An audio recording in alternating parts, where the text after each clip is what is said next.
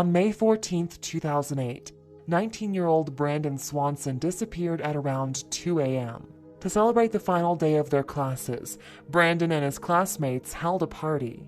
On the way back from the festivities, at around midnight, Brandon accidentally drove into a ditch with his vehicle and became stuck. He allegedly only had a couple of drinks, not enough to account for poor driving or disorientation. After attempting to contact friends to no avail, Brandon called his father. He informed his father that he was well and safe. He told his parents that he was close to the town of Lind, a short commute from Marshall, Minnesota, where the 3 family members lived. His parents drove to the location and flashed their headlights to alert Brandon's attention. He reported being unable to see their lights. Brandon then flashed his lights, but his parents too were unable to see anything. Throughout this entire period, Brandon and his father were in communication via their cell phones. Brandon then made the decision to walk to a friend's house in Lind. He remained on the telephone with his father. During the call, he allegedly crossed fields as a shortcut. After around 47 minutes of speaking to one another, his father heard Brandon say, "Oh sh*," before the line went dead.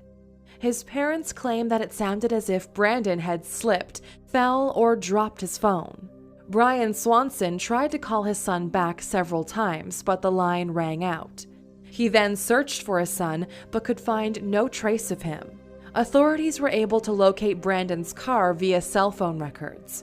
Oddly, the car was nowhere near where Brandon had reported it to be. It was, in fact, 20 miles north of his alleged location.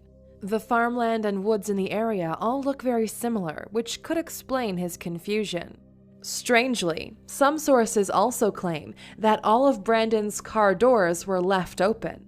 Searches of the nearby Yellow Medicine River have failed to produce any clues, and only one potential scent has been found, a 6-mile trip from Brandon's last known location.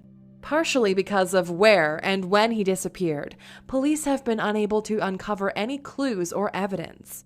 Rainy weather can tamper with crime scenes, and much of the surrounding land is privately owned by farmers, so cannot be searched without a warrant.